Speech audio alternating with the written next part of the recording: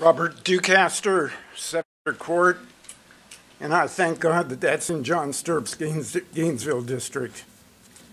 And before I say what I want to say, I want to thank Corey Stewart for sending out that flyer that I received yesterday. In the 20 years that I've lived in Prince William County, I think that's the best use of discretionary funds that I've seen. Members of the board, my fellow citizens, this issue really is not about immigration. It's not about illegality or legality. It's not about economics. I'm going to tell you right now what it's about. It's about an invasion of this country. This country is being invaded no less than if hordes of armed people came across its borders. This invasion is not armed, but they've got weapons. The weapons they use are their anchor babies. And your empathy, your sympathy for people who are in a less fortunate position than you are, that's what they use against you. Those are their weapons. This invasion is being funded by foreign governments. It's being encouraged by foreign governments. All you have to do is look at the organized, disciplined force that's right outside your door, and you can't come to any other conclusion. It's funded by foreign governments. You can tell that by the lawsuit that was filed against you. Howry LLP, a shyster lobby firm from K Street. They work at about $800 an hour. I know, I practice against them. Doesn't come cheap. They're not doing that for free, folks. That's being funded by foreign governments. We are being invaded. We've been left alone by the federal government, by the state government, and by you. And if you haven't paid attention to anything anyone today has said to you, if you don't remember it, mark these words. Mark these words. We are going to repel this invasion. One way or another, it will be repelled. You can either be part of that repulsion, or you can be part of the other side. That's all I've got to say. Thank you. Thank you, my fellow citizens, for speaking. You're all patriots. Thank you. You're at an historic crossroad today. You can fund and continue to enforce the rule of law resolution, or you can let it go by the wayside and watch this county and the rest of this region degenerate into a third world slum. I strongly urge you to disregard the pleas for help from felonious employers, landlords, and others who exploit illegal aliens. I urge you to continue the course you set last summer. You're providing an example for local leaders across the nation on how to deal with the scourge that's plaguing their neighborhoods and decimating their budgets. Those who pander to illegal aliens and exploit them are terrified of this resolution's success. They know that if our efforts are successful here, that citizens in other jurisdictions will demand that their leaders enact similar measures. They see their cheap labor force disappearing. Real estate agents see the prospects of churning neighborhoods declining.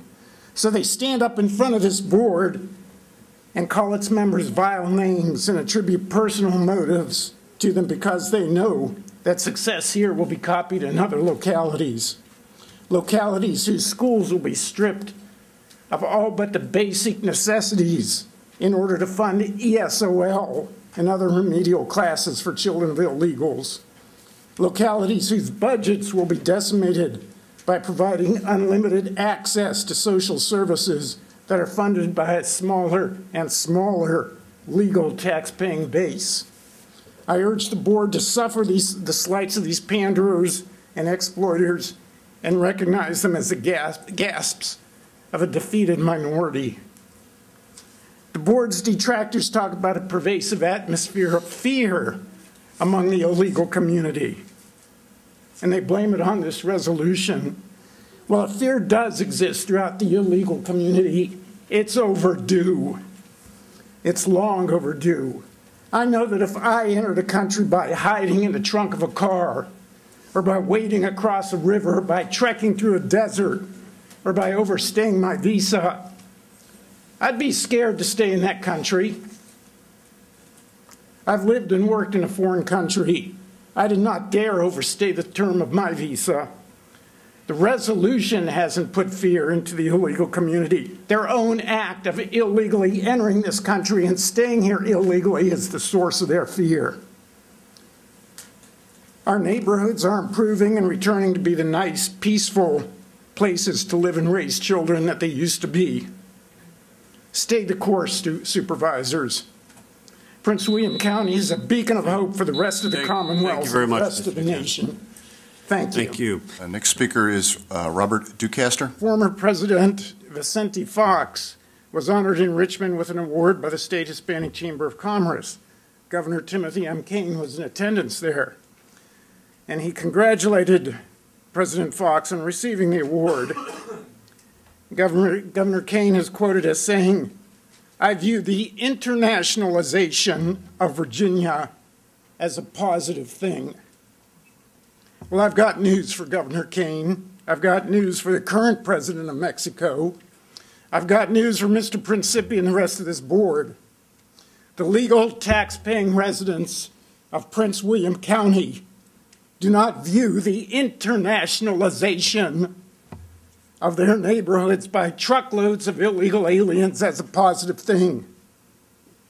People who are desperate enough to pack themselves into sardines in the back of a semi-truck and sneak across the border are desperate enough to commit other crimes, desperate enough to steal identities, desperate enough to drive without licenses, desperate enough to drive without insurance, desperate enough to overcrowd houses, desperate enough to degrade neighborhoods, desperate enough to overload our social services.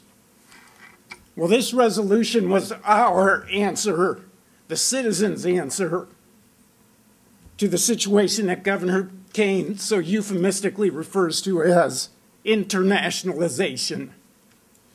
And I want to thank you, Mr. Stirrup, and please pass on my thanks to Mr. Stewart when he returns, for introducing this resolution, backing it, and for the rest of the board for passing it. As far as I can tell, the only legal residents of this county who are against this resolution are those who profit from the presence of illegal aliens, like those who hire them and those who rent their houses to them. And these people who hire them and these people who rent their houses to them are criminals. They are felons. It's a federal felony to do either. The fact that the federal government isn't investigating and prosecuting those crimes is irrelevant. There's no limit to the greed of these people who profit off the exploitation of these illegal aliens. We do not need to be a part of that exploitation in order to have a vibrant economy and a diverse population in this county. Board members, you have an opportunity here. You have an opportunity. Don't go wobbly on us. Stay the course. Thank you. Thank you, Mr. Duecaster. Next speaker, Katie Hampton. Hi, I'm Katie Hampton of Woodbridge.